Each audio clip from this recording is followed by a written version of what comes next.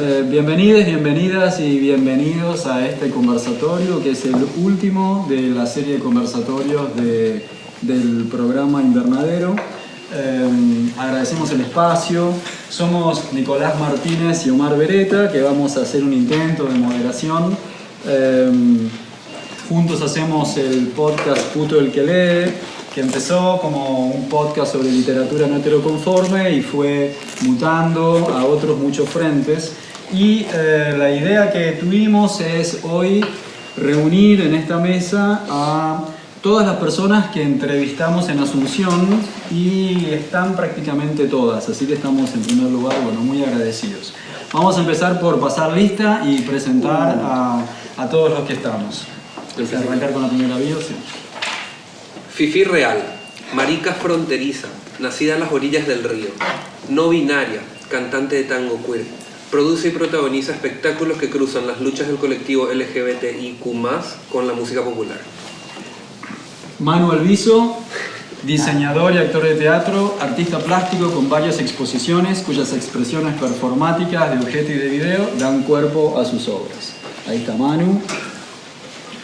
Mirta Estigarribia, psicóloga comunitaria, coordinadora del área de vinculación y acompañamiento de la clínica Queen Baez de Somos Gay. Residenta de la guarida de las incogibles. Representando. Edu Barreto, diseñador gráfico y docente universitario, es poeta. Sus poemas han sido traducidos a varios idiomas y lee junto a otros poetas poesía al oído en plazas y parques con el proyecto Bien Cerca. Lleva un blog, Primera Piedra es su primer libro. Erwin Sokol, autor del libro 108, cronología sobre los acontecimientos del caso Aranda y la represión a la comunidad LGBTI durante la dictadura. Trabaja temática de memoria histórica centrada en la comunidad LGBTI. Alejandra Grange, psicóloga comunitaria, escritora y activista travesti, cofundadora de Transitar, grupo activista travesti, y de Radio Travesti, coordina el ciclo de talleres Traviarcado en materia de derechos humanos y empoderamiento transmasculinos, transfemeninas y no binarias. Monstruo y Alan son un grupo de rap transfeminista que desde el 2017 vienen presentándose en diferentes espacios disidentes con temática de cariño no heterosexual, la autogestión y la disidencia sexual y de género. Y Belencha Gordactiva Rodríguez, escritora, blogger y traductora, activista transfeminista bisexual, pionera en introducir el movimiento gordo en el ambiente activista y artístico a nivel nacional. Escribe sobre todos los aspectos de las vidas de las personas gordas. Gaby Schwartzman, politóloga, fundadora, expresidenta y candidata a diputada por Puñapurendá, partido del cual se desvincula en el 2015. Coordinadora de la red agroecológica y parte del colectivo de solidaridad con Kurdistán en Paraguay. Bueno, la idea es hacer una mesa bien informal, un diálogo informal del tipo que tenemos en los podcasts. Vamos a tener algunas ideas disparadoras y después le vamos a invitar a todos los invitados que empiecen a intervenir de la manera que quieran, y a todos los que nos acompañan hoy en la mesa les pedimos que se sientan libres de intervenir en cualquier momento, hacer preguntas, todo lo que quieran aportar es bienvenido.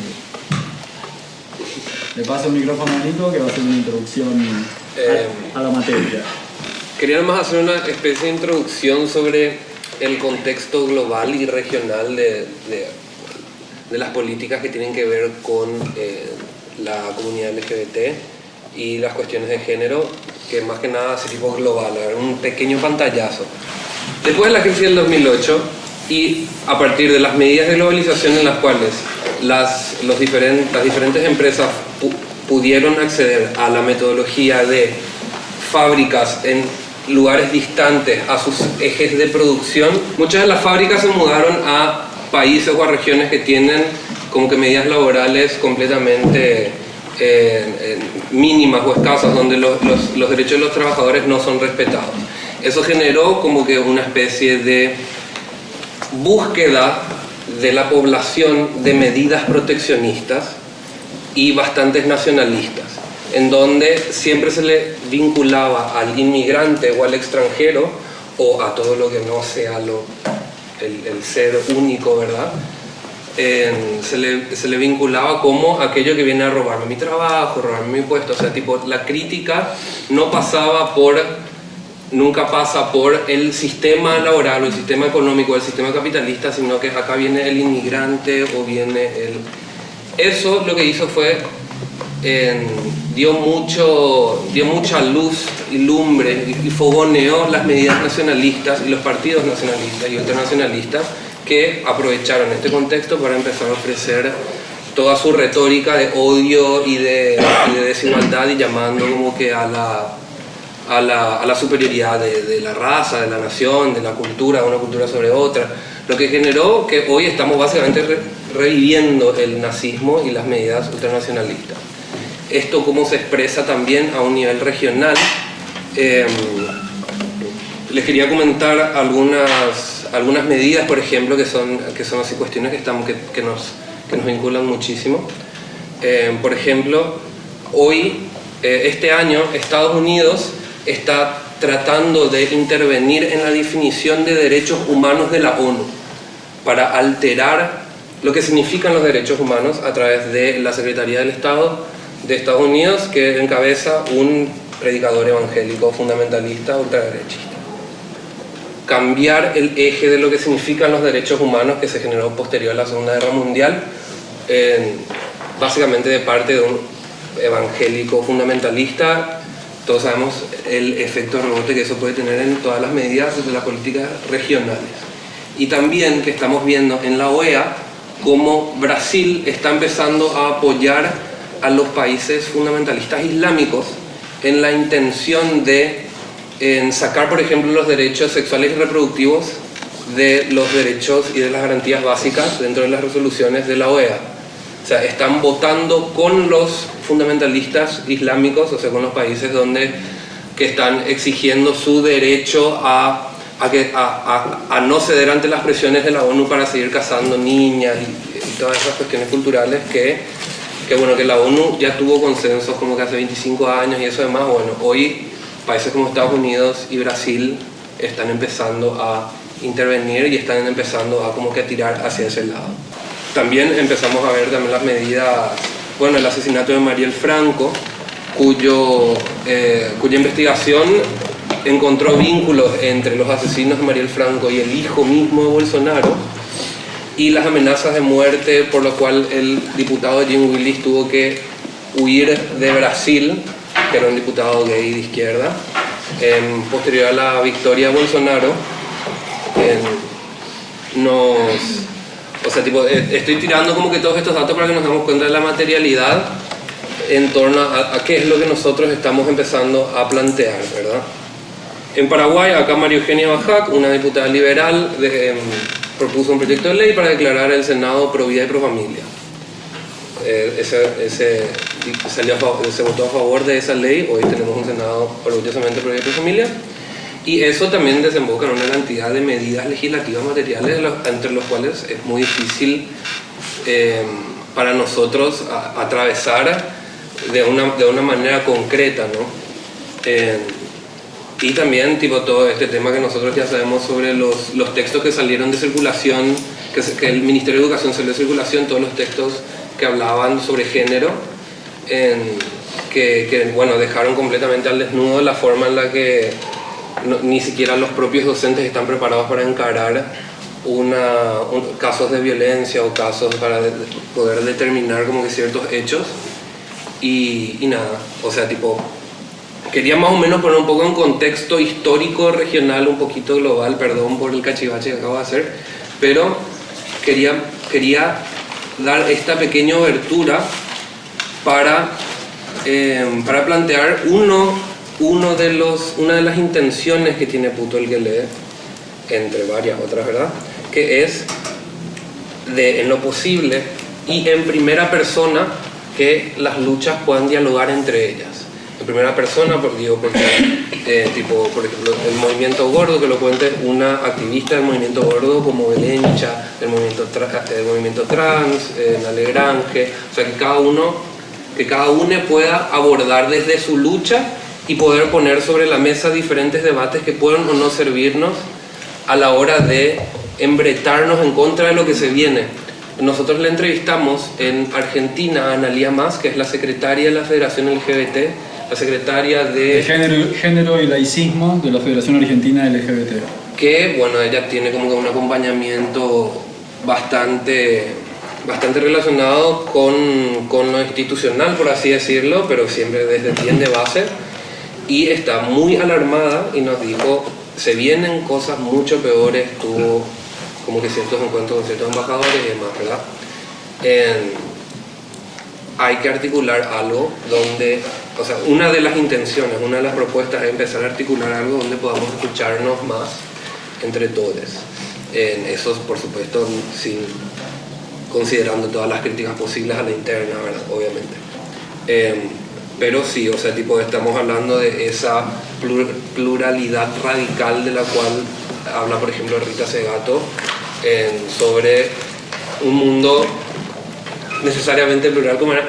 Sí, un mundo radicalmente plural, y también lo que retoma Segato de pensar en conversación, no tanto pensar en forma aislada, ¿no? Y también sería bueno, conversamos recién con Nico del seminario de J. Mombasa que fue ayer y hoy, que señaló es muy importante tener espacios seguros donde ciertos grupos puedan tener su proceso de sanación, de reflexión. Por ejemplo, bueno, este grupo donde solamente hay personas racializadas, donde solamente hay solamente hay lesbianas, donde solamente hay travestis, pero eso es muy necesario, pero eso no es un proyecto de mundo, dijo ella, ¿no? Entonces, tenemos que mantener esos espacios y también, en la medida de lo posible, articular estos otros espacios de diálogo, y es lo que humildemente que estamos acá tratando de aprender de todos ustedes con esta idea de reunión.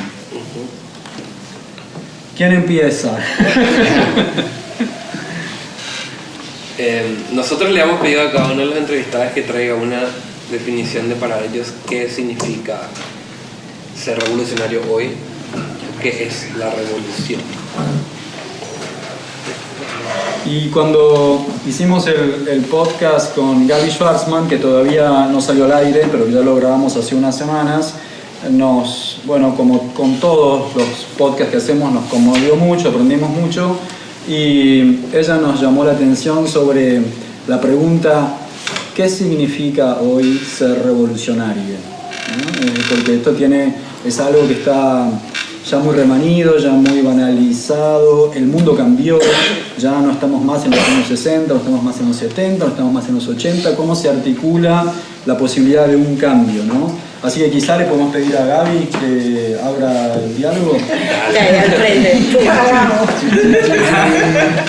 Empezó. Bueno, no puedo zafar, ¿verdad? Pasa palabra. Bueno, como en esta conversación, pensar en conversación que decís, y tomando un poco lo que Nicolás decía, este proceso mundial que estamos viviendo, estos procesos de relocalización, que es más o menos lo que quisiste describir. En un momento el capital se esparció transnacionalmente porque era más barato producir en países del tercer mundo, muy entre comillas. Pero en un momento dado hay una crisis económica mundial, hay un decrecimiento de la economía, ciertamente, y entran en paro, es decir, empieza a haber mucho desempleo en los mismos países primermundistas, ¿verdad?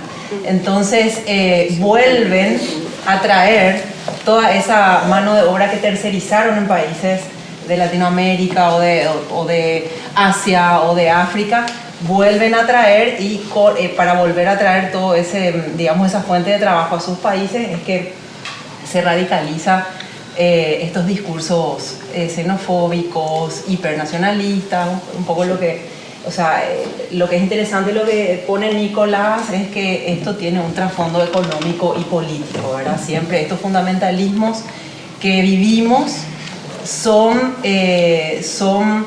procesos que están intrínsecamente vinculados a procesos económicos y políticos. Y hablábamos de que no podemos afirmarlo con total seguridad, pero pareciera ser que en los momentos de crisis económica, hablando en la historia, ¿verdad? En la historia reciente a nivel mundial, pareciera ser que cuando hay crisis económicas se fortalecen los fundamentalismos. Y parece ser que cuando hay momentos de abundancia económica afloran más, digamos, los gobiernos progresistas o tendencias más progresistas. Es un poco así lo que vamos viendo. Entonces, en ese marco nos preguntábamos qué es lo que es ser revolucionario, revolucionaria o revolucionaria hoy, ¿verdad? Porque ya no hablamos de un mundo dividido, partido por la mitad, como era en la Guerra Fría, que teníamos un bloque comunista, un bloque capitalista, y sabíamos si era Rocky contra el Iván, ¿verdad? Yo soy vieja y nada, por eso me acuerdo de esa película, que era así como explícitamente dos polos de poder, sino que ahora vivimos en un mundo multipolar, que quiere decir eso, muchos otros polos de poder económico, político, ¿verdad? Y estas tendencias faccionalizadoras, ¿verdad? Porque los fundamentalismos finalmente, ¿qué es lo que logran? Partir a la sociedad en miles de pedacitos para justamente destruir los vínculos comunitarios, destruir, ¿verdad? Polarizar las opiniones. Lo que nos pasa, nosotros tiramos algo en las redes y así la polarización es total, ¿verdad? Hablamos aborto y es a morir, a matarnos, tiramos, qué sé yo, cualquier otro tema, y es como que las polarizaciones son tremendas, no hay luego esa capacidad de dialogar. Entonces, ¿qué es revolución? No tenemos desde luego la respuesta, ¿verdad? Yo así como para ir tirando nomás, creo que no va a haber una sola forma de ser revolucionario ni revolucionaria, ¿verdad? En esta multipolaridad. Lo que sí creo que cualquiera sea la forma debe de corresponder con una práctica. Lo que creo que ser revolucionario o revolucionaria no puede ser un discurso o no puede ser una foto, ¿verdad? O no puede ser una imagen. Debe ser una práctica. Y además de ser una práctica, debe ser una práctica consciente, que está consciente de las opresiones, de qué es lo que nos domina, qué es lo que nos explota, cómo se dan esos mecanismos, estos sistemas en los que vivimos. Y además de ser una práctica consciente y colectiva, porque no puede uno ser revolucionario individualmente, ¿verdad? O sea, es hasta contradictorio del mismo concepto de revolución el hecho de que tiene que ser algo colectivo, ¿verdad? Entonces, simplemente se me ocurren elementos. Yo desde el vamos no me considero revolucionaria, apenas tiro a hacerlo. Entonces, creo que son como los elementos que hay que ir viendo, porque también el capitalismo sabe muy bien cooptar formas y empezar después a vendernos la remera de la revolución, ¿verdad? Entonces está la remera del feminismo, así como el Che Guevara, ¿verdad? Que ellos mismos, ¿verdad? Lo mandaron matar, pero sí que hicieron unas cuantas remeras del Che Guevara, y bueno, también de los zapatistas, también del feminismo, también del movimiento LGTBI y así. Entonces esos son como por ahí los espejismos de los cuales tenemos que atender, ¿verdad? Porque si finalmente es ponerse una remera y no estoy en vinculación con algún proyecto, como bien dice Rita Segato, con un proyecto histórico, ¿a cuál proyecto histórico es al que yo quiero contribuir, ¿verdad? Con mis prácticas? Entonces es como que realmente, bueno, quizás no vaya a hacer un cambio de sistema. Y otra cosa que como que se me ocurre, como para ya ir dejando que otros se animen a hablar, es que también dentro de estos enfoques, ya situándonos desde América Latina, comprendiendo todo lo que ha sido el proceso de conquista, de colonización, y lo colonizados y colonizadas que estamos todavía en tantas cosas, ¿verdad? Estos son todavía hasta paradigmas nuevos acá en Paraguay para nosotros, porque legalmente no, en las universidades, eso no, ni en la escuela mucho menos, ni en la calle, se habla de cuán colonizados estamos, ¿verdad? Entonces, colocando también eso como en el centro de la mesa, ser revolucionaria en América Latina también es como empezar a mirar esos procesos históricos, ¿verdad? Y empezar a identificar realmente hasta dónde respondemos a ese proyecto europeo, occidental, blanco, ¿verdad? en todas nuestras organizaciones. Y desde dónde podemos empezar a hablar realmente de algo revolucionario sin cuestionar esa matriz colonial, esa matriz de poder colonial que todavía está súper metida. Entonces, como un elemento más desde este territorio Abya Yala que habitamos. Sí. Y por ahí me quedo, así nomás, como para... Para mí, por ejemplo, algo que es ser revolucionaria, digamos revolucionaria en mi caso, tipo ser travesti, para mí algo súper revolucionario ser travesti en esta sociedad, en este país. Y el hecho también de que mis compañeras travesti, por ejemplo, se reúnan en espacios, ¿verdad? Tipo para debatir, eso va a ser lo más revolucionario por ahí que pueda haber, por ejemplo. Que se den esos espacios a través que puedan hablar e empoderarse. Para mí eso es revolución, creo que ahí empieza, en cuando nosotras mismas podemos hablar y todo eso. O sea, vivir en esta vida así como travesti lo de revolución, porque tipo un montón de opresiones, ¿verdad? Y tipo ni siquiera tener oportunidad de hablar de cosas así en espacios, así que para el super revolucionario que una travesti pueda hablar en espacios así como que se pueda debatir, que se pueda empoderar. Para mí eso es tipo ser revolucionario desde mi punto de vista, por ejemplo, de mi vivencia. Eso. Y ahí va, porque una de las primeras cosas que hacen los proyectos neoliberales y, bueno, llamémoslo neofascistas, es romper los lazos comunitarios, ¿no? De modo que la población quede cada vez más desamparada, cada vez con menos recursos sociales y de esa manera terminar yendo a las iglesias o a las iglesias de los estados, ¿no? Como estamos viviendo hoy. Y esa forma de articularnos en grupos de pertenencia, en espacios de la creación de espacios seguros, es una manera de luchar contra ese proyecto. Y eso es interesante, a medida que hacíamos los podcasts íbamos dándonos cuenta que todos estábamos oprimidos de una manera un poquito diferente, pero que todos al estar por fuera del programa reproductivo, capitalista, el programa de las mujeres de parir y criar, el programa de ser trabajadores ordenados, que se acuestan temprano, que tienen familias monogámicas, que no consumen drogas, que no tienen ningún tipo de vida que no sea solamente trabajar y comprar cosas, ¿no?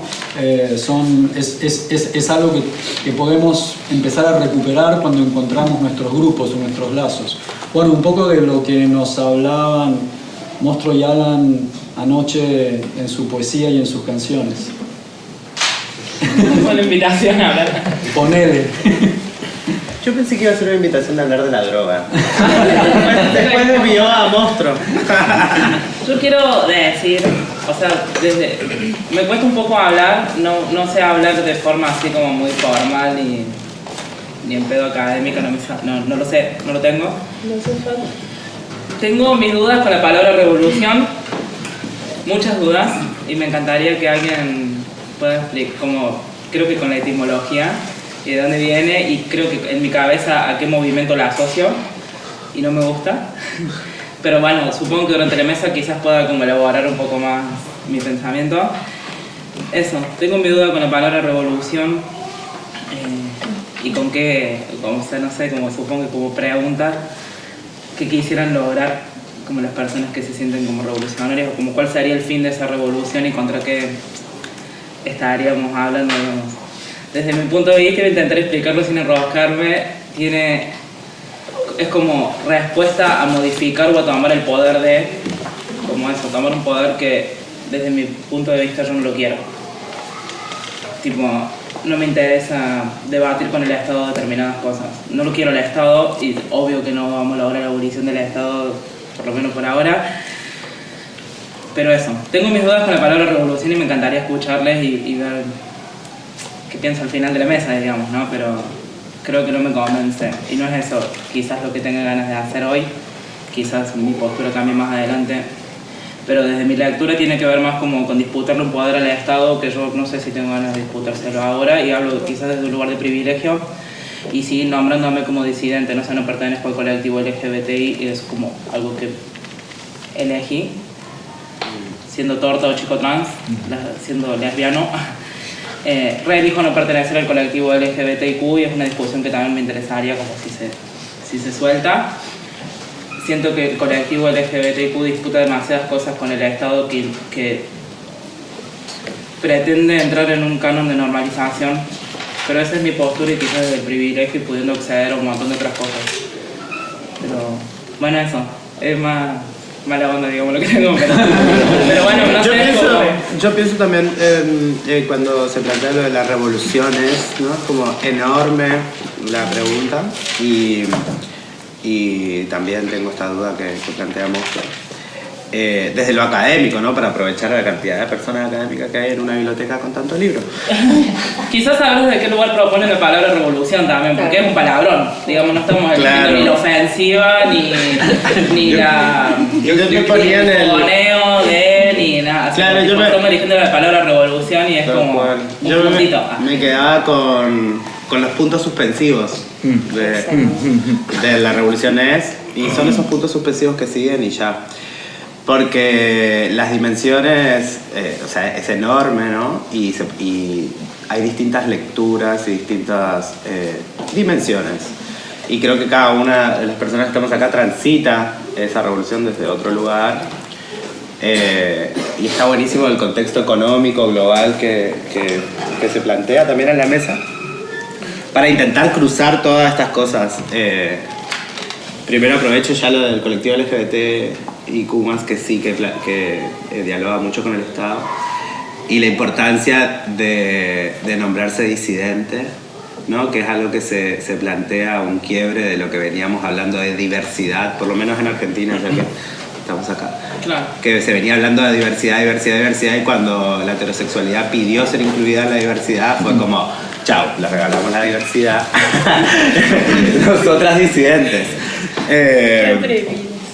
Y claro, porque empiezan a ver esas cosas de, como recién decía Ale antes cuando estábamos entrando, dice, cuando las actividades son cerradas todo el mundo quiere ser incluido y cuando son abiertas nadie viene. Y que pasa por ese lugar, ¿no? Como esa necesidad de este tiempo de ser incluido y todos buscamos esa pertenencia, y creo que el movimiento LGBTQ y las disidencias sexuales, bueno, sobre todo el movimiento LGBTQ, fue luchando para lograr inclusión y derechos, y sigue, ¿no? Y eso despierta alrededor también una suerte de inspiración, ¿no? Y que nos pasa a nosotras también, que de repente el aliado de Paqui está como inspirado por la revolución travesti. No, pero y el problema ahí es cuando exige que sea ser incluido en eso, ¿no? Y ahí está bueno, como decir, está bueno tomar las inspiraciones, pero vayan a militar sus espacios. Y volviendo a... Bueno, y lo de la disidencia es como seguir planteando ese punto suspensivo, ¿no? Como el movimiento tiene que seguir luchando para generar accesos a personas que jamás ni siquiera van a tener acceso a la palabra disidencia, ¿no? Como no van a llegar nunca a eso. Entonces estamos hablando de una persona que está como totalmente alejada del centro y necesita tener acceso a la salud, a la vivienda, a su identidad. Pero también es necesario que exista esa disidencia para poder denunciar cuando se homogenice o se logre... No, que no se logre, sino que siempre estamos al borde de normalizarnos, ¿no? Y punto. Mucho se habla sobre la cantidad, lo mucho que puede llegar o no a dialogar el movimiento LGBTI o el movimiento feminista con el Estado, y se hace mucha esa crítica de que parece que siempre se le está pidiendo al Estado, cosa que me parece una crítica súper posible. Pero si no es eso, ¿qué es? Ok, está bien, no le pidamos al Estado, ¿qué hacemos entonces por fuera? Porque de repente hay como que desde ciertos lugares que veo que hay una crítica al diálogo con el Estado o al querer formar parte del Estado, pero que viene, o sea, en mi imaginario, que puede estar equivocado, lo que vendría a suplir eso sería armar colectivos, armar como que no sé, espacios liberados nuestros, cuestiones más así, ¿verdad? Pero tampoco veo que exista demasiado esa propuesta. O sea, tipo, quiero entender nomás que esta puede ser una pregunta para monstruos. Ok, no dialoguemos con el Estado. Entonces, ¿qué hacemos? Ahora es cuando me condenan mis propias palabras. Rap, decir rap y por eso no te ojito. No. Igual es una pregunta muy grande, o sea, dar una Es re respuesta. grande. Claro. o sea, No hay una receta. Claro, no existe una receta, todo tiene que ver también con esta cosa de contextualizar. Yo que sé, de mi experiencia, yo soy de Itagua, soy pobre, o sea, no leí ni no sé cuántos libros, ni términos y demás, pero sí venimos de la parte de lo que decía la compañera, ¿no? de la costa esta, de que hay veces que hay cosas que ni siquiera la gente va a llegar. Entonces, como que creo que también es muy interesante poder pensarnos, por un lado, como esta cosa que tenemos luego en Paraguay, la característica de los espacios colectivos y autogestivos. O sea, culturalmente nosotros somos una población autogestiva. Y efectivamente recién ahora estamos empezando a construir eso porque, venimos de guerra, genocidio, dictadura. Entonces, ahora por primera vez, esta cosa del acceso a la información, whatever sea, que si se controla, que si no se controla, además, nos permite también plantearnos, tipo, sacarnos un poco la estima, hablando a través de la descolonización, tipo, nos permite plantearnos en realidad si nosotros hemos sido eternamente racistas con nuestra propia cultura al negar ciertas cuestiones. Ya el famoso, el paraguayo siempre espera, no hace nada, es pacífico y ¿verdad? Pero sí tenemos textos donde se estudian que de verdad nuestra población, al ser etnobotánica, no necesitaba prepararse de guerras. Entonces efectivamente nuestra forma de resolver las cosas tiene que ver con el ángano guajeta. Todo tiene su tiempo en la naturaleza, como una cuestión de coexistencia. Entonces, como que creo que yo soy medio así positiva, como que estamos en un momento donde efectivamente tenemos muchísimo análisis sobre críticas y sobre formas y lugares que estamos ocupando y cómo estamos interviniendo. Pero en la razón primaria, o sea, en nuestras acciones concretas, individuales y primarias, nuestros acercamientos no son masivos como nuestro análisis de pensamiento. Entonces, para mí, una de las estrategias que podría ser muy interesante para empezar un poco a comprendernos, entendernos, y a partir de ahí ofrecer espacios, de espacios seguros, espacios en los cuales podamos tipo trabajarnos en cuanto a apoyarnos, bancarnos, porque acá la mayoría de los que estamos todos rotos y quebrados. O sea, acá estamos completamente tipo happy ni bien, todo el tiempo estamos como odiando el mundo, odiando la nana. Entonces tenemos que generar espacios donde nos sean permitidos, por un lado, reconocer esta cuestión súper macro y empezar a tomar acciones tipo desde lo individual. A mí soy muy educadora popular, entonces, no sé, hay una corriente que habla de difundir el aprendizaje social y emocional, de que es como una nueva estrategia comprender que hemos evolucionado y tenemos un montón de herramientas y demás, que por más de que nos contradecimos, son herramientas que nos posibilitan. Entonces decía, o sea, dice fulano de tal, Shanana, no sé ni quién, bueno, solo anotar los nombres. Pero hablaban de esta cosa de la socialización, de poder empezar de verdad a tener un contacto real con nuestros pensamientos y nuestras emociones, para que lo que pensamos pueda ser pasado y procesado por el cuerpo y después devuelto al resto donde estamos. Ya sea desde lo sistémico, desde lo personal, desde lo individual, hasta desde lo colectivo, ¿no? Y no sé. No sé si algo se entendió.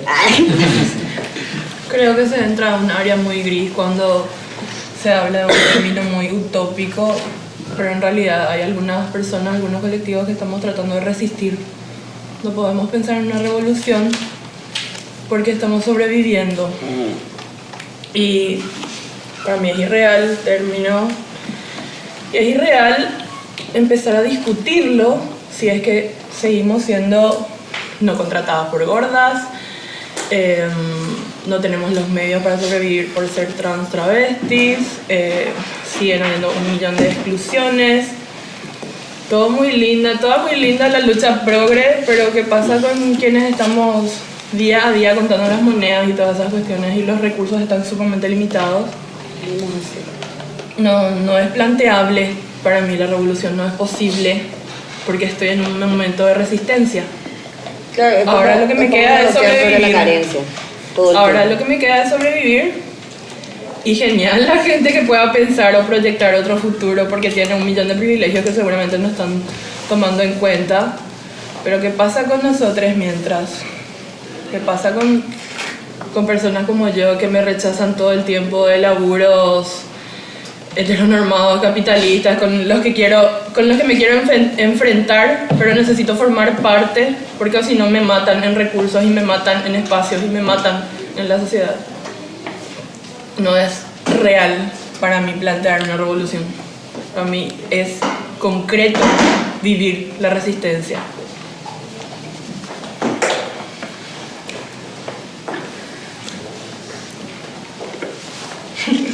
¡Hola!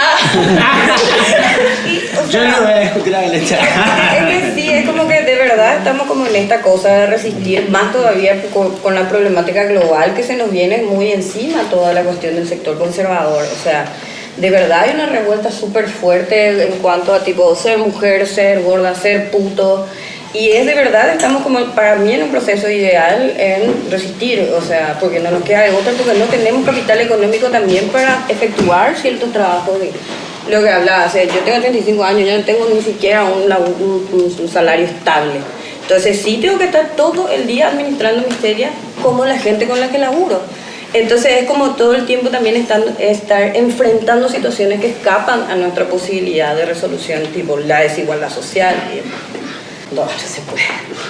Está bueno de hablar del espacio de resistencia, porque sí es cierto, no se puede pensar en una revolución cuando se está resistiendo. No. Y pensar a lo que estuvimos hablando estos días también del autocuidado y de saber qué lugares en esta hipotética revolución ocupa cada uno y que resistir a veces lleva tanta energía como pelear.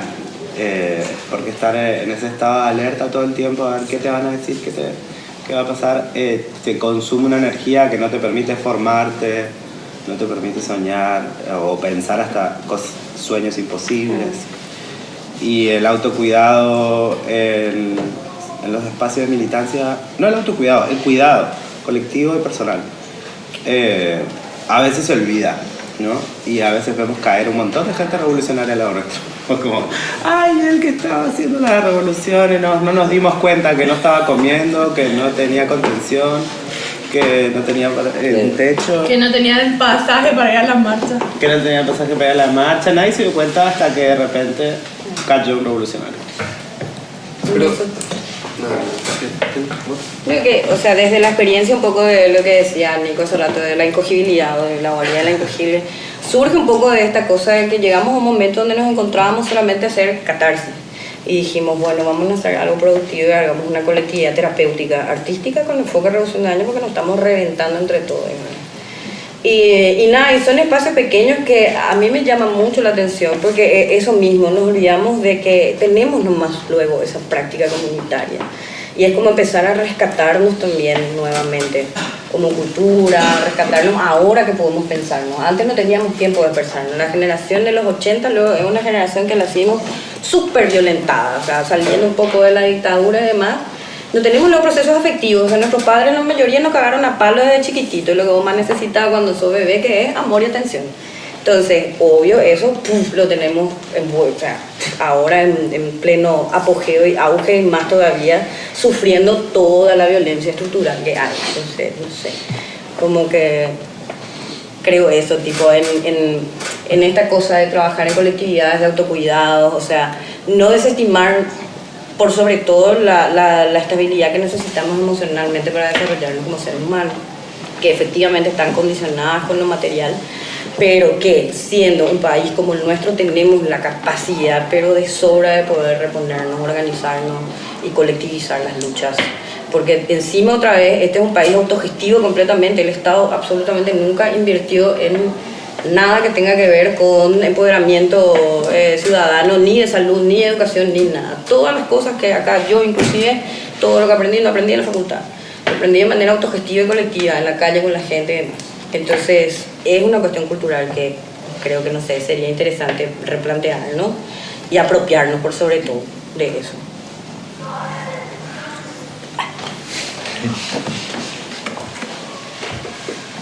Que, bueno, esta es la parte como más buena onda. Tengo mitad rabia, mitad cariñito.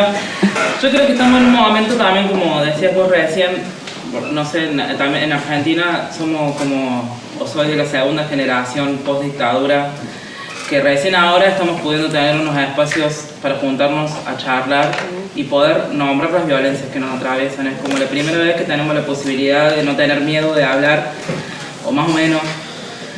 Y creo que las generaciones que vienen, como tipo 20 jóvenes, van a venir con un montón de cosas como súper resueltas también. Sí. O sea, odio tener ese plan futurista, digamos, pero me parece que está sucediendo, como lo podemos ver, no sé, con lo que pasa en la escuela, o que mínimamente podamos hablar de educación sexual. Claro. Hablo igual desde Argentina, yo vivo en Córdoba, que es como el centro de Argentina, que es como una super ciudad. Y creo que lo que está pasando ahora, o al menos, o sea, como mi propuesta con esto de... Yo pienso que cuando pensamos en la revolución y lo pensamos como algo gigante, como yo no creo que viva para cambiar el mundo, no va a suceder con mis pares, eso es lo que pienso.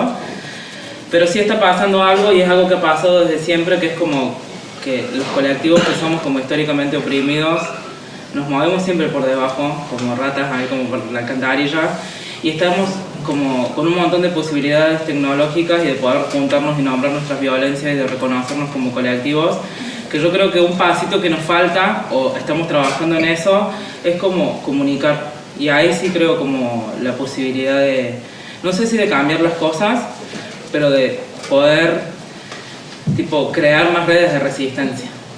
Como que tenemos toda la tecnología a disposición, todo el poder de la palabra, y como me parece re flashero que cada vez que pensamos en la revolución y cuando pensamos que podemos acceder al poder de la palabra, pensamos en la cuestión de clase de toque. Claro. Y se relaciona mucho con la idea de revolución para mí también pensar directamente en la cuestión de clase cuando estamos intentando pensar un panorama como más interseccional. Como siempre lo primero que salta es la cuestión de clase, como si ser trans es como, dale, así es como probablemente no haya muchas trans que vivan en una mansión y no sé qué, es como... Y bueno, ser gorda puede ser, digamos, pero si sos negra tampoco quizás haya muchas posibilidades de que seas súper rica y qué sé yo. Entonces, como me parece re flash, yo creo que siempre salta la cuestión de clase, y creo que eso es una práctica que tenemos como muy... que nos metieran ciertas ideologías, pero bueno, también tenemos cuestión de género, tenemos la cuestión de racialización, tenemos un montón de cuestiones que ya es momento de pensar como más la pluralidad de las identidades, que solamente pensar en la cuestión de clase, porque y eso es como un ejercicio como propuesta, que es como cada vez que pensamos en la cuestión de clase, quién no puede acceder a acá, y qué sé yo, es como pensemos como nuestras prácticas diarias, cada una de las que estamos acá probablemente nos toquemos con colectivos, con grupos, con casas, con gente que no puede llegar hasta acá, no sé, probablemente muchos tengan trabajo barrial, vivamos en la villa, entonces yo vivo en un lugar en Córdoba que es como a 1 hora de capital, es una villa, como si accedemos a esos lugares y también podemos generar cosas en esos lugares, entonces me parece que... Porque si siempre va a saltar la cuestión de clase, nos volvemos a quedar con que la revolución o lo que sea que queremos hacer no es posible, digamos, nos volvemos a retraer y es como que se vuelven a cortar las posibilidades. Entonces me parece así como de modo propositivo que tenemos todas las herramientas en nuestras manos para entrecruzar los frentes que cada quien activa según sus identidades o su lucha o su ideología, lo que sea. Y siento que hay una cuestión de la militancia, del activismo, de lo que sea, que es problemático cuando se interpone el ego, que es algo que obviamente lo tenemos ahí muy a flote. Y cuando eso sucede se vuelve a boicotear los espacios y los cruces entre los colectivos o las cositas que activamos. ¿Cuántas veces se han visto rotos nuestros espacios? No sé, como yo, el mismo activismo gordo que activamos ahí en Córdoba, terminamos quedando 3 personas y no es casual que cada vez operen mecanismos que tengan que ver con el ego para desestructurar, como las intraviolencias que tenemos para desestructurar nuestros movimientos, digamos. Por eso, bueno, nada, eso. Voy a acá. Buena onda. ¿Ah? Eso fue buena onda. Parece que vamos viendo, o no sé si generando consenso, pero va apareciendo bastante la cuestión de resistencia, ¿no? Como que trabajar la resistencia. Espacios de resistencia y trabajar la resistencia. Desde lo propositivo, en algunos de los podcasts, como, bueno, ¿por dónde arrancamos, no? En varios de los podcasts las entrevistadas dijeron militar la ESI, la educación sexual integral en la escuela, por ejemplo, hablemos de lo real, ¿no? Como que, ¿qué opinan? ¿Qué posiciones tienen? ¿Cómo lo ven?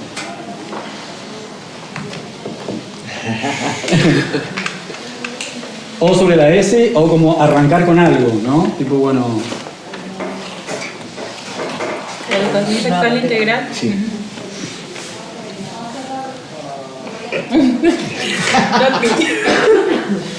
¿Cómo es acá? Perdón. Educación ¿cómo? sexual integral. No, ya sé, pero ¿Hay alguna está ley o implementado algo así en la acá? ley. Está prohibido no hablar de Está género. prohibido Está hablar. prohibido hablar de género. Y se sacó todos los materiales que contengan género. Que no había, ¿verdad? Que no. Es lo que se sacó. Se generaron las... Mira, que El condón se pone así. Sí, es que ¿Cómo se puede militar la ESI por fuera de esa cuestión? Sin dialogar con el Estado, por ejemplo. Antes de ir a una cosa tan concreta como esa, me parece que estábamos como dialogando todavía acá con este tema de que es revolución, ¿verdad? Y también de los imaginarios con los que venimos a plantearnos esto. Todos tenemos ese imaginario que prácticamente viene todavía de esa guerra fría, ¿verdad? Esto que ella dice, me imagino la revolución como la toma de un poder, del poder del Estado. Y las revoluciones en realidad, si vamos a hablar así a grandes rasgos, son cambios de sistema que pueden ser de la derecha también, ¿verdad? O sea, hay revolución y contrarrevolución, o sea, las revoluciones suceden a pesar de que nosotros quieramos o no que sean. Las revoluciones son procesos históricos, son movimientos históricos que se han dado a lo largo de la humanidad que se van impulsando sistemas sociales que eso luego son dinámicos, tienen contradicciones, las contradicciones entran en crisis, en quiebre y dan a luz nuevos sistemas sociales y así vamos, ¿verdad? Así estamos en los miles de años que venimos. El patriarcado fue una revolución.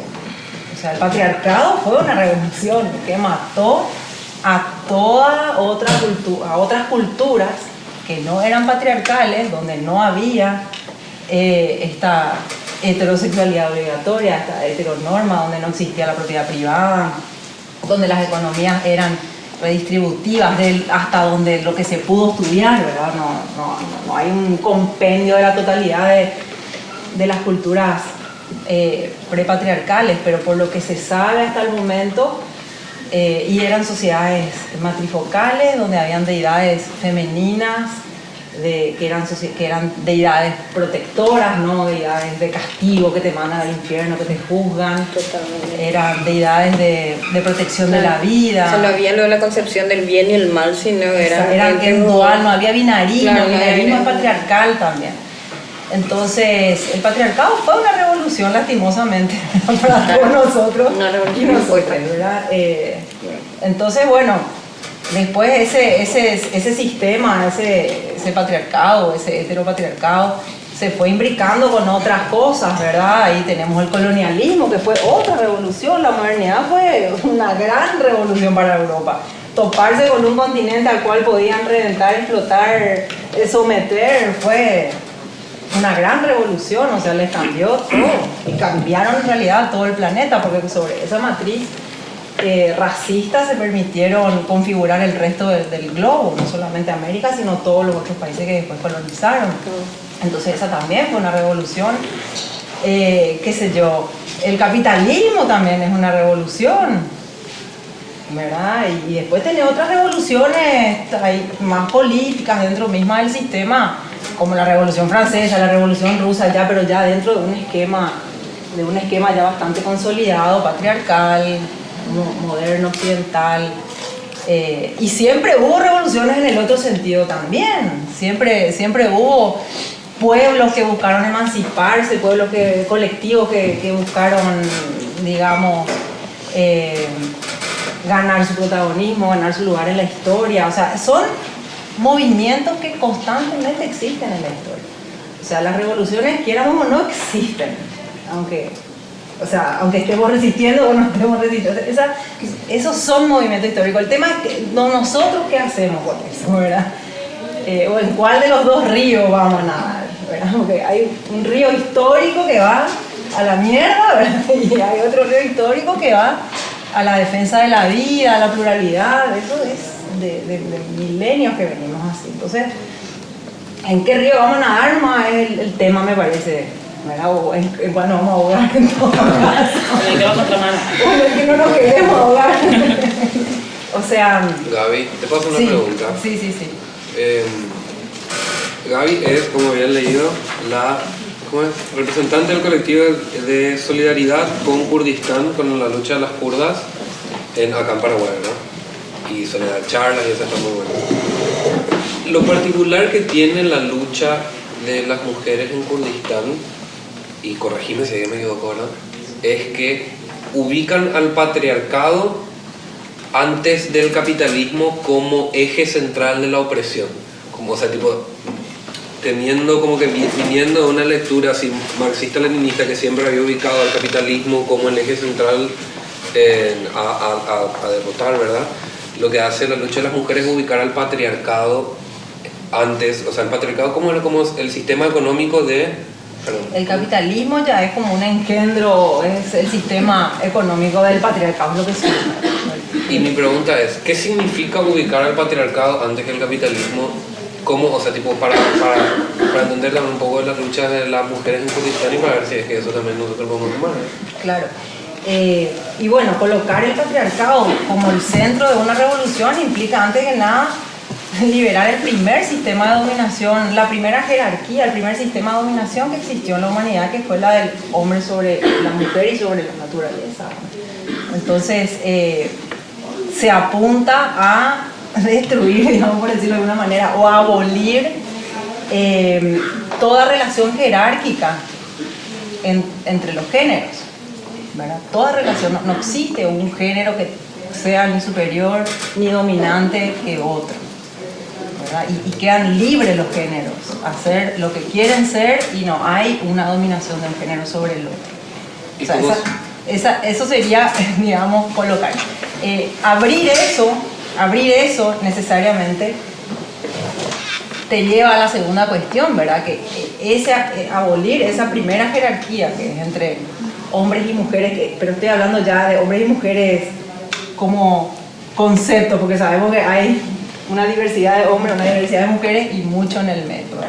Pero para el patriarcado, como siempre es binario, se manejan hombres y mujeres, ¿verdad? Abolir esa jerarquía implica abolir la propiedad privada, sí o sí, porque esa jerarquía se monta sobre tener como propiedad privada al otro género, es abolir el Estado, porque el Estado es nuevamente una creación del patriarcado y del capitalismo, es abolir un montón o sea, prácticamente dar vuelta a todo lo que hoy tenemos, pero es bueno esto que colocó también la compañera de que existió también ya en nuestra historia otras formas organizativas. A veces parece que no podemos lo ver más allá, que siempre fue así y que eternamente va a ser así. No, en nuestros pueblos indígenas hay millones de naciones. Inclusive hasta ahora, tipo, los pensamientos que nosotros podamos tener, tipo, los nuestros sí están mucho más colonizados que los territoriales, tipo, si vos te vas, pero Gallego, Itagua, Capiatá, acá mismo en el Bañado. O sea, nosotros tenemos culturas, prácticas que vienen que no vienen de formación académica, porque encima tenemos la menor cantidad de acceso a educación terciaria en este país y menos del no sé cuánto por ciento termina la educación secundaria. O sea que, tipo, creo que a veces inclusive los que estamos acá estamos más colonizados que el resto de las personas y no estamos como dialogando en ese aspecto, ¿verdad? Como que rescatar un poco de esa memoria histórica y cultural. Pero, o sea, no como una cuestión de culpa, que era lo que decía, tipo, yo legalmente después de grande empecé a leer libros. Yo de allá, cuando estaba allá en mi valle, le escuchaba cachaca todo el día, alta bronquera soy. Pero, tipo, y después, y eso se habla como no cultura o contracultura o no sé qué, o pero también tenemos que eso, somos momentos históricos, coyunturales, culturales, de espacio, de tiempo. Entonces, como que sí, y esto del patriarcado también tiene que ver directamente con lo que estamos viviendo ahora. Yo soy re de esta onda de abolir el sistema, porque tipo no... Pero obviamente eso, yo estoy consciente de que no lo voy a ver, pero mi trabajo va directamente ahí cada vez que yo reacciono, hablo o honestamente va hacia abolir el sistema. Porque un sistema que oprime no puede ser, ¿qué es lo que vas a transformar? Transformar la forma de opresión. No sé. Y eso también tiene que ver con el acceso a la salud que hablabas hace rato, ¿verdad? O yo qué sé, o esta cosa de hablar con el Estado. Existe una emergencia a la cual hay que dar respuesta, ¿verdad? Y sí o sí, no sé, yo dialogo con el Estado, lo detesto, lo odio, lo detesto con toda mi alma, porque es sentarme a hablar con personas que te hablan de la salud del resto de las personas y todavía le culpan a la gente. O sea, nosotros no podemos más estar en estas alturas de culparle a las personas porque están enfermas. Y jamás en la vida hemos trabajado en prevención, por ejemplo. Pongamos más cachacas. Lo que pasa es que Esa onda. es Yo voy a que hacer cuando mi pensamos versión. en la lógica hegemónica también, si nosotros nos imaginamos que ahora todos los marginales alternativos nos unimos, ¿verdad? Y nosotros vamos a hacer ahora y vamos a derrocar el Estado. Yo no sé si eso se va a dar. No, obvio que no. Pero esa es la utopía. Claro, no, pero es que tenemos como esa lógica de que una cosa le va a tumbar a la otra.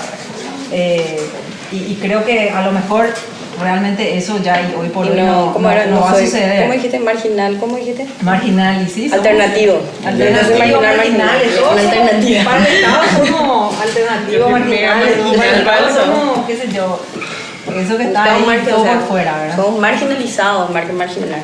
Claro. Y ahí yo también sé, o sea, cómo el Estado piensa sobre nosotros, Y un ¿verdad? poco de Y los nosotros roles mismos. desde el quehacer cotidiano de cada uno de nosotros, ¿no? A lo mejor una pregunta para Edu y capaz también para Erwin. ¿Cómo podemos accionar desde el quehacer diario? Es decir, por ejemplo, desde la literatura en la memoria histórica, en el recordar, en el crear ese tipo de tejidos.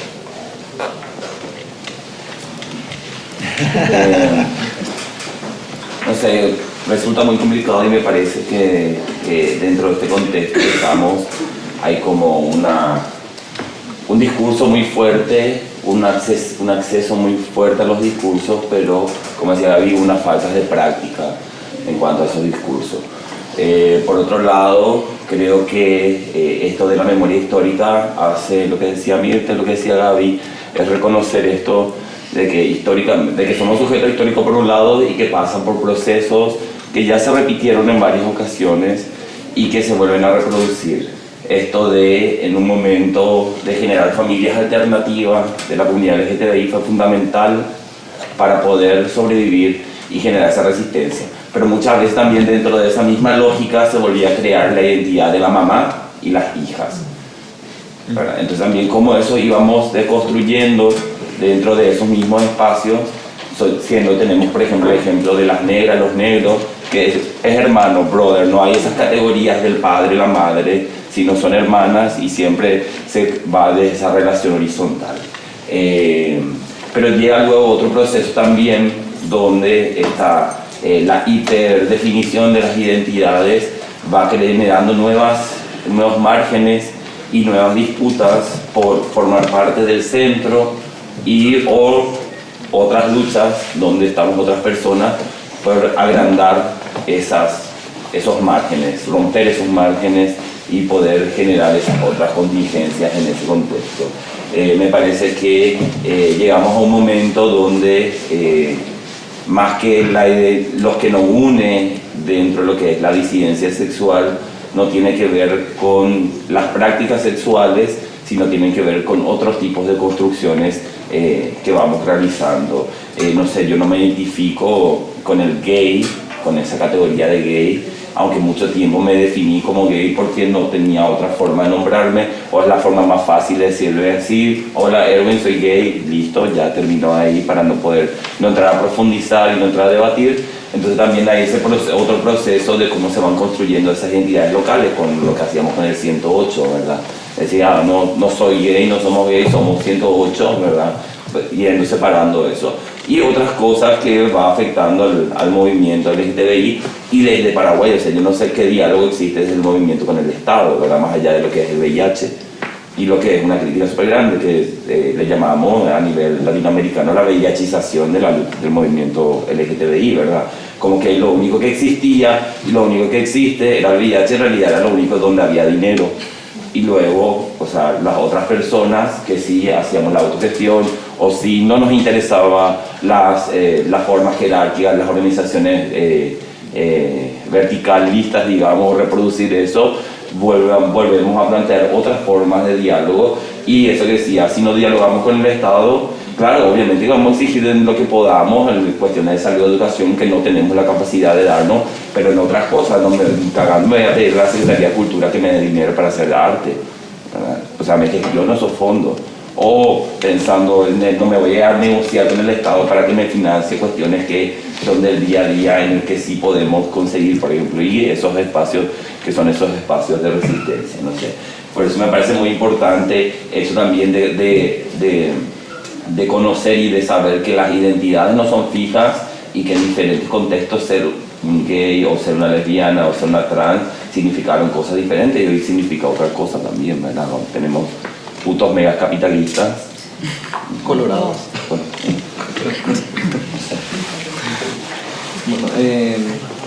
yo voy a hablar desde mi lugar de enunciación, que es un poco la literatura y la poesía.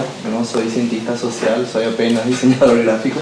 Entonces tomo un poco lo que dice Carmencha, porque cuando me senté a esbozar alguna, es la tarea que nos entregaron acá nuestros conductores de radio digital,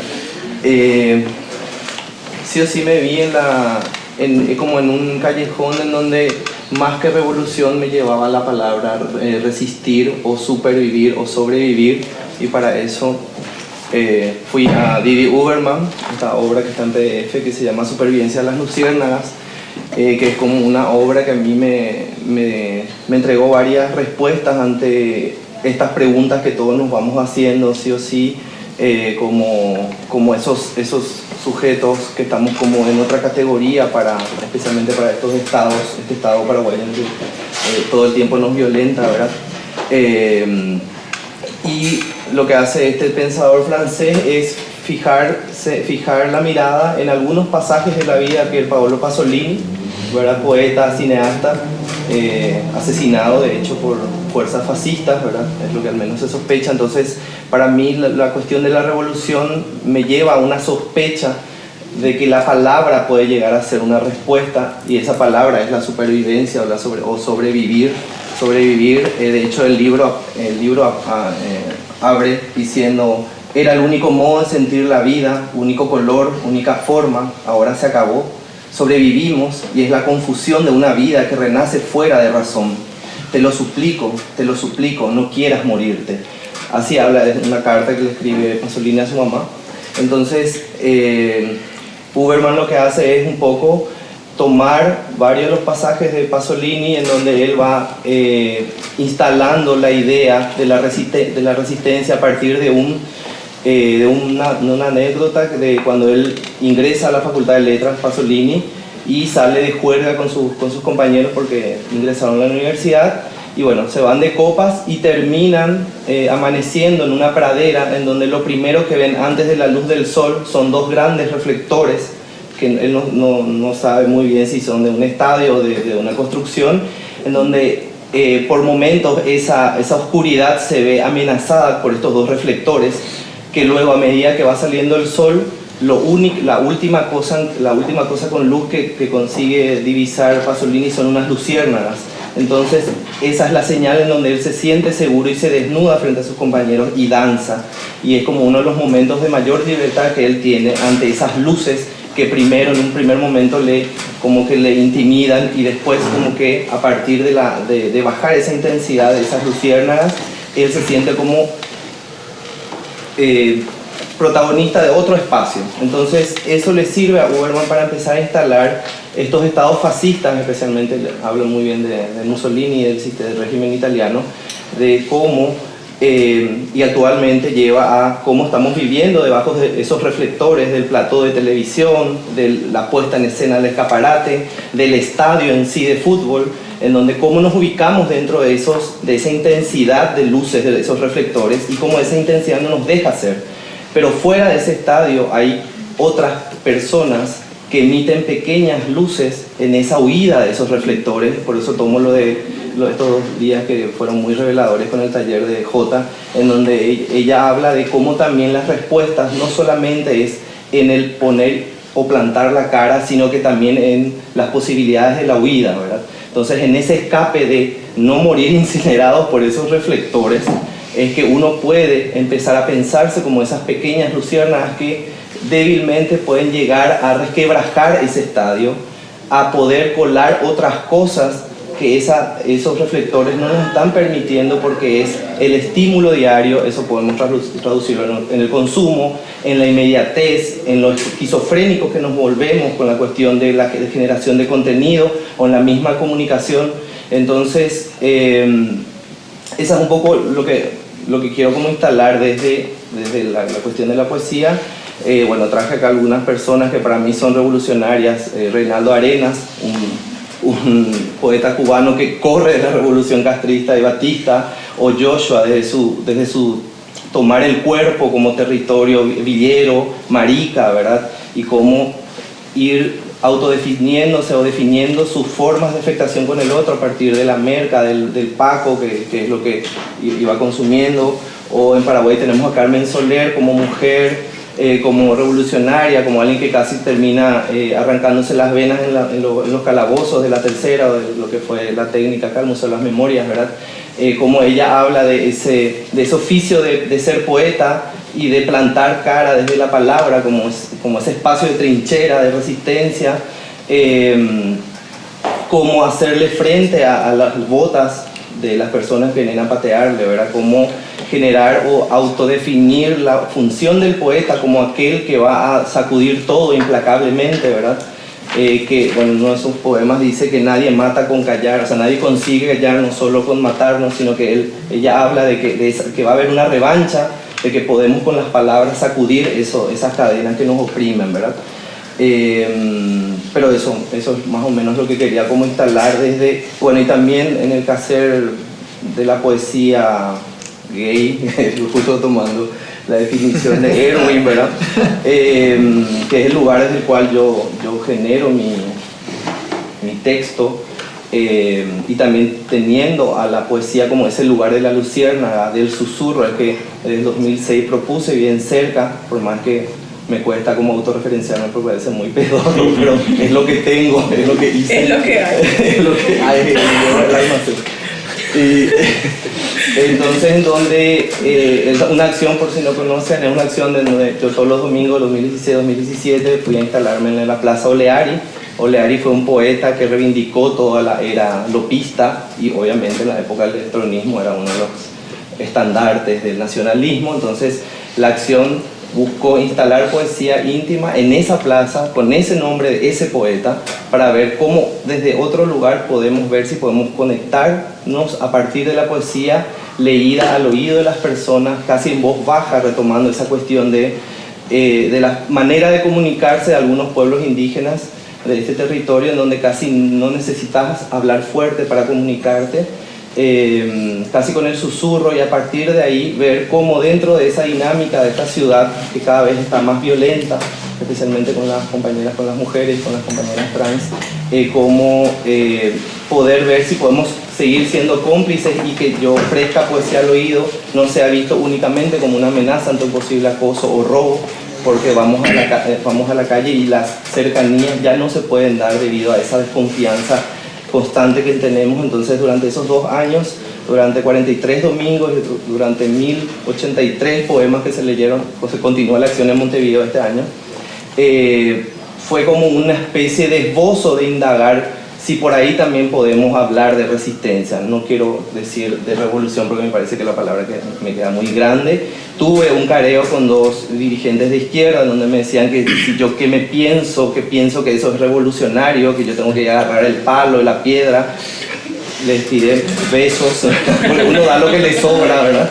Entonces, fueron como, yo creo que esa es mi manera, la poesía y la docencia, porque estoy en la carrera de diseño, que también todavía hace 12 años que soy docente, y creo que el aula todavía para mí, por más de que sea la academia, es un espacio para mí todavía válido de transformación. El día que vengan y me digan qué es lo que tengo que dar en mis clases, ese día creo que yo estaría haciendo otra cosa, ¿verdad?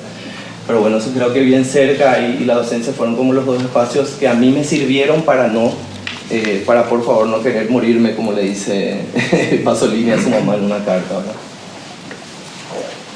Manu, desde las intervenciones callejeras o desde lo performático, ¿querés agregar algo a estas formas de resistencia? A estas formas de resistencia, no, yo también analizando esa palabra revolución, caí en haciendo un para atrás, caigo en la palabra desobediencia. Me parece que acá algo que nos une es que todos somos de cierta forma desobedientes ante este sistema, ante la iglesia. Me recuerdo que de chico escuchaba mucho en el colegio, un colegio religioso lastimosamente, el que me tocó, donde decían que Dios no le escucha a los desobedientes. Por suerte, por suerte. Y nada. Y a partir de ahí, no sé, estuve analizando esa palabra como estrategia. Yo creo que justamente desobedecer implica ya una reacción desde su propia definición.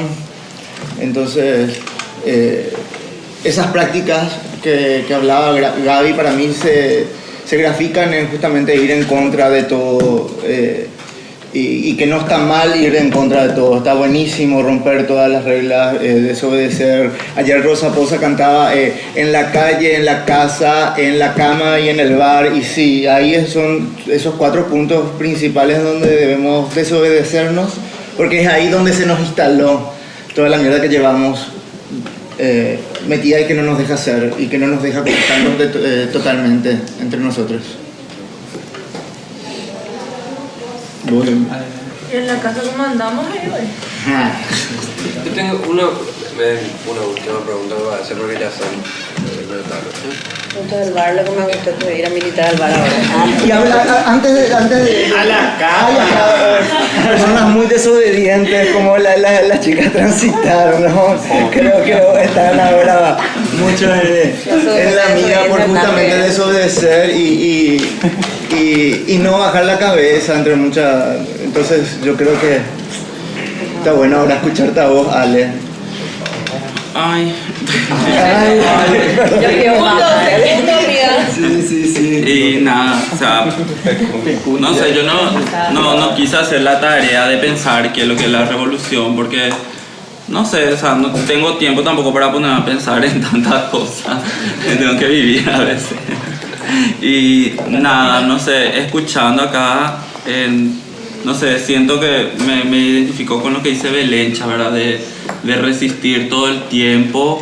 Y esto que había dicho Erwin también, ¿verdad? Es que todo el tiempo tenemos que negociar. Algunas cosas las voy a conseguir yo por mi cuenta y otras cosas tengo que pedirlas, ¿verdad? No sé, creo que para lograr, no sé, estos cambios de los que se habla, de los que queremos, primeramente tenemos que contextualizarnos. Creo que cada vez que hacemos algo, queremos hacer algo, siempre estamos pensando en el afuera.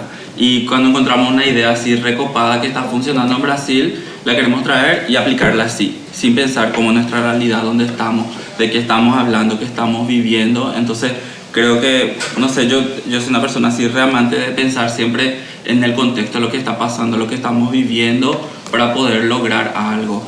No sé, creo eso, contextualizar. Y no sé, me llamó mucho la atención que se habló de los lugares autogestivos, de lugares seguros, así en estos, creo, 2 años así re fuerte, que parecen como 20, que estuve habitando el activismo, la militancia de forma organizada, en estar en este espacio. Jamás me hubiese imaginado hace un año atrás que yo iba a estar acá hablando, a pesar de que terminé la facultad y todas esas cosas, y jamás así fue algo que me haya gustado mucho. No sé, no creo que existan lugares seguros, en estos lugares de los que se habla así de resistencia, voy a insistir otra vez, están descontextualizados, porque ahí no se habla, no se piensa en las demás personas, se ponen así tipo, como esto, ¿verdad? Así como la calcomanía que está acá, ¿verdad? La banderita está de colores, así, esa bandera de montones de cosas, y vos te vas y, no sé, nadie piensa. Por ejemplo, yo voy a hablar desde mi vivencia, obvio, yo soy travesti, yo no puedo hablar de otras cosas, soy travesti pobre, de esas cosas puedo hablar. Y fui prostituta también, ¿verdad? Esas cosas, eso es lo que me queda, que puedo hablarles bien. Y no sé, yo me voy a un lugar que dice que es, tenemos que saber que en Paraguay es TLGB, ¿verdad? TLGB friendly, y no está pensado en nuestras realidades. ¿Cómo vos vas a querer que se vaya una persona trans a tu espacio y, no sé, vos le querés vender cosas a gente que no tiene cupo laboral, que no accede a nada, ¿verdad? Que vos le querés dar cosas carísimas? Vamos a irnos por ahí nomás, vamos a empezar por la recreación nomás, ¿verdad? Que es lo que más nos gusta y es lo que siempre yo aspiro más en toda mi vida. Y no sé, ir replanteándonos cosas, ¿verdad? Y siempre esta cuestión de interpelarnos y decirnos así, tipo, pensar en nuestros privilegios que tenemos, ¿verdad? Porque todas las personas tenemos privilegios, por eso es muy fácil a veces decir, se dialoga mucho con el Estado, quieren dialogar con el Estado. Obvio, o sea, yo no tengo identidad prácticamente, yo no tengo acceso a nada. Y sé que es una realidad acá en Paraguay, sé que le toca a montones de personas, no voy a luego decir que no, ¿verdad?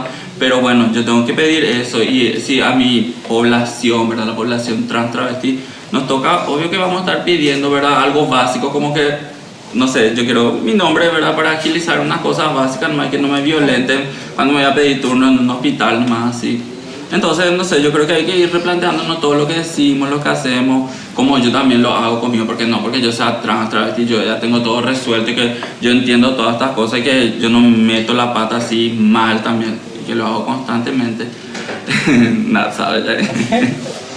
Y no, ¿verdad? No sé, creo que esto, ir replanteando todas las cosas y entender que este sistema así en el que estamos, todo esto que habitamos es súper jerárquico, ¿verdad? Y nos van ahí ubicando y lastimosamente, y esto es contexto, no es victimización, dentro de esta jerarquía, por ejemplo, las travestis no estamos porque nosotras somos deshumanizadas desde el primer momento que yo digo yo soy travesti, que yo me presento en esta facha en cualquier parte, yo no soy considerada una persona, y después de ahí me van pasando un montón de otras cosas. Yo no estoy ni debajo ni nada, yo estoy fuera, puedo estar arriba pero estoy fuera de esta estructura, ¿verdad?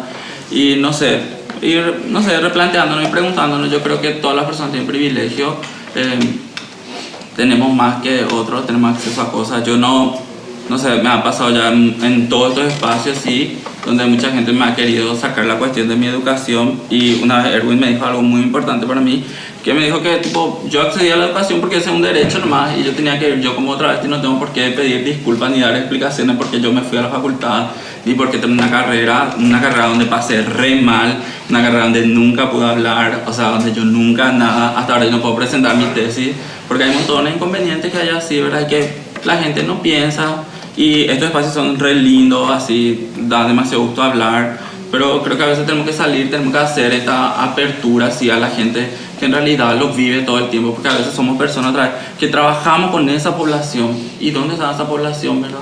¿Dónde está la gente en realidad que vive todos los días? Porque después de acá muchísima gente se va a su casa tranquilamente a acostarse y tiene seguro de que tienen su birra, que tienen su cama, que mañana tiene que comerse, tiene desayuno, y hay un montón de otras personas que no. No sé, ya me fui ya todo. Gracias.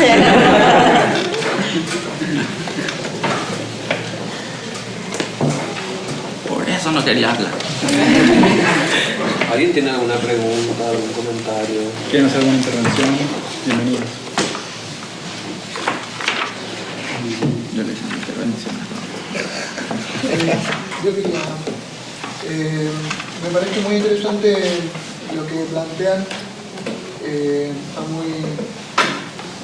también para romper un poco como con esta lógica de la revolución así tan estática, pensándolo de manera marxista-leninista, como una cosa muy añeja puede parecer, porque el sujeto político cambió, porque las representaciones ya no son las mismas, porque el mundo fue cambiando, quizá ya está más o menos claro que la clase social ya no es representativa de lo que se quiere decir, y más bien son los movimientos sociales, es la gente que sale, que emerge.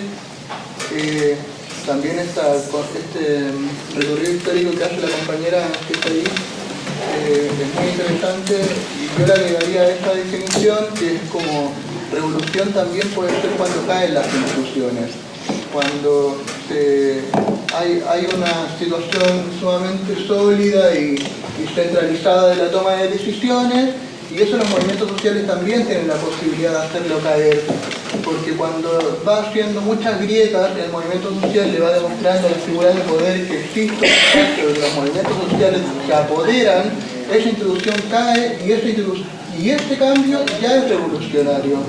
Porque cuando iban hablando ustedes me iba quedando como la sensación de un pesimismo, y ya habíamos hablado con J. Bombacha del pesimismo activo y todo esto, pero igual me estaba quedando a mí la percepción de algo inamovible, y como voy a administrar la miseria y todo esto, pero también siempre consciente de demostrarle a las autoridades de poder que lo están haciendo mal. y la resistencia también tiene que ser apelando a lo mal que lo hacen. Yo por lo menos lo que hago es estudio temas relacionados con el HIV, y ahí se firman tratados, se firman un montón de documentos y hay presupuestos para todos lados, pero vemos que las cifras no paran de aumentar. Entonces eso es parte de lo mal que lo hacen todas las personas que ocupan los espacios de poder. Y los movimientos sociales después les representan a ustedes que tienen la oportunidad. Además, por lo menos en este momento no se ha hablado nada de otro agente muy activo que son el movimiento ecologista. Nosotros estamos muy en la diversidad, pero el movimiento ecologista viene con un desarrollo bastante interesante. Así que bueno, no todo está perdido y vamos con ese pesimismo activo que puede llevarnos a algo. Pesimismo esperanzado, ¿no? Claro. Un poco así. Si no, nos vamos a ir a la mierda. O sea, ya estamos, tengo que salir de acá.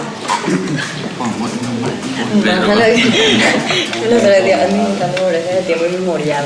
Bueno, nos vamos con un montón de notas sobre un tema enorme, parece, y si pueden, si quieren, ayúdennos a redondear algunos deberes para llevarnos para seguir trabajando.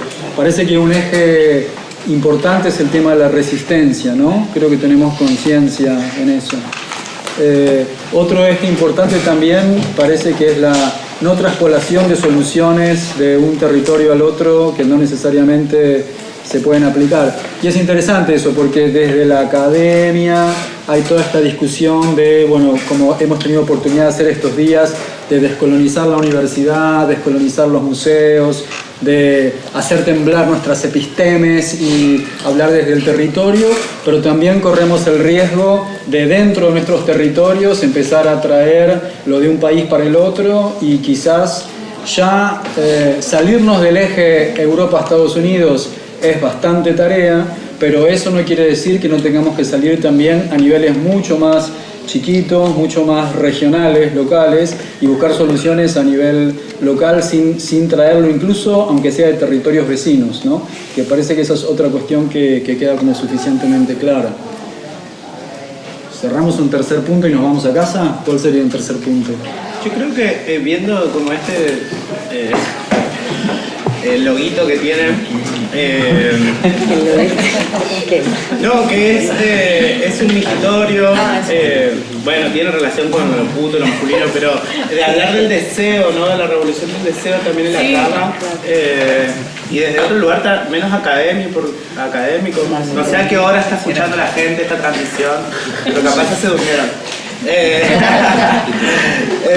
Y como empezar a nombrar cosas, y esto lo digo desde mi privilegio yo soy de la frontera de Posadas y Encarnación, mi familia, la mitad de mi familia es paraguaya, la otra es brasilera con mezcla de misiones, y sí me tuve que exiliar hacia Buenos Aires. Podría haber venido a Asunción, pero me fui a Buenos Aires.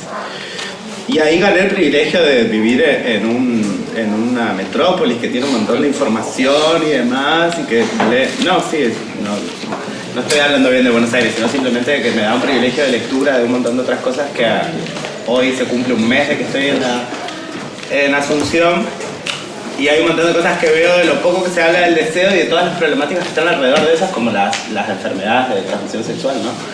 Y veía el migitorio y me daba como que todavía acá el deseo se maneja en estos espacios privados, ¿no? Como el baño como un espacio privado, o el baño también como un espacio público, pero sigue siendo como un espacio escondido. Y si bien hay un montón de personas visibilizadas en la calle, por los lugares donde frecuenté y toda la política siempre se habla desde este lugar capaz más académico, y recuperando lo de los personales políticos, empezar a hablar de coger empezar a hablar y de lo que eso produce también como liberación y como todo lo que eso y sin tapujos, porque si no está como bueno, porque el tipo la cosa y eso genera también unas dinámicas que veo también de que preguntaban algunas personas si tenía que ver todavía con este proceso de salir de la dictadura o de que no se salió de la dictadura, de que hay cosas de las cuales no se habla y que no se puede hablar y que no se pueden hablar. Y también hay algo muy fuerte de la construcción del chisme acá, que yo le decía como estaría bueno abolir el chisme, pero abolir el chisme desde la perspectiva de que un montón de miradas y de historias terminan construyendo una identidad fija sobre una persona. Entonces eso hace que dé miedo de expresar, por ejemplo, hablar de coger o de deseo y demás, porque si bien sí pareciera que lo progre plantea como ser puta está todo bien, pero después pareciera que en la práctica no. Como todos tienen que cuidarse con quién se besan, con quién se hablan, con quién se hablan, porque después hay una construcción colectiva sobre una identidad o una persona, que creo que eso debe ser bastante incómodo de sostener. Así que nada, viendo ya este vigitorio, cojamos. Nada, póngase el deseo, porque el otro día un chico en una mesa también preguntó y dijo, che, ¿qué onda el deseo? Y yo como, no, policía, leyes, pero ¿qué onda nuestros espacios privados? Inclusive entre experiencia entre mujeres, nosotros hablamos de esto, por ejemplo, que nos pasa mucho. La misoginia interna católica, o sea, todo bien y sos re feminista si sos negra, pobre, gorda, pero si sos una tipa que tipo puede hacer uso consciente de su cuerpo y demás, ¿no? Es una puta, o sea, hay todavía como esta cosa muy metida ahí dentro de nuestra cultura, pero hay posibilidades de ir rediscutiendo. Yo les puedo dejar un mensaje también, sí. Por favor. A ver. Descolonizar y politizar los cuerpos. Empecemos por nuestras cuerpas, a leer nuestros colores, nuestras estrías, nuestras formas. No lo digo desde el activismo borde solamente. Lo digo desde el decolonialismo, lo digo desde las construcciones económicas, desde las identidades sexuales, que estamos súper perdidos, perdides con quiénes somos y qué tenemos que hacer porque no nos conocemos. Descolonicemos nuestros cuerpos. Yo también apuesto a la descolonización de la psicología porque es el área que laburo, entonces sí, descolonicemos también la psicología y difundamos el aprendizaje social emocional como una herramienta. ¿Monstruo querés cerrar? Sí, breve. Con la historia de las kurdas, como la genealogy, que es como, vos corregime, ¿no? Pero como la forma de explicar cómo nace el patriarcado con un cuento muy bonito es como, y triste a la vez, es como el chamán hace un guiño con el cazador y ahí se empieza a generar la economía y bla bla bla. Y pensando en esas formas, en cómo los grandes poderes se pueden crear, pienso que nosotros también podemos hacernos guiños, si se quiere, buscando alguna analogía para hacer la revolución o lo que sea. Y yo, si hay algo en lo único que creo en la vida, porque yo no creo en muchas cosas, pero lo único que creo en las alianzas, y si pienso que hay una forma que tuvimos de resistir y de sobrevivir hasta hoy, y que yo no me haya pegado un corchazo todas las veces que lo intenté, es entender que hay espacios sensibles y de alianzas, y no necesariamente con mis amigos o mis amigas, ni con mi familia que ya no tenemos relación o lo que sea, sino con las personas con las que podemos vernos y entender como nuestros procesos políticos. Y como voy ahí mucho con vos, Fifi, que es como, yo puedo como estar en contra de muchas cosas del Estado, pensar que el Estado es una mierda y sin embargo me toca vivir en él y hay cosas que obvio que voy a reclamar porque lo entiendo como base de los derechos humanos y ahí me ves haciendo denuncias al INADI cuando una compañera gorda no puede acceder a su operación para no morir de cáncer o cuando las compañeras trans no pueden acceder cuando yo no puedo pegar mis hormonas en el hospital en Córdoba y tengo que hacer un TC para que me las manden de Canuto desde Buenos Aires porque me piden un apto psicológico que yo no voy a pasar si me lo piden y en Córdoba no puedo acceder a mis hormonas, a mi testosterona.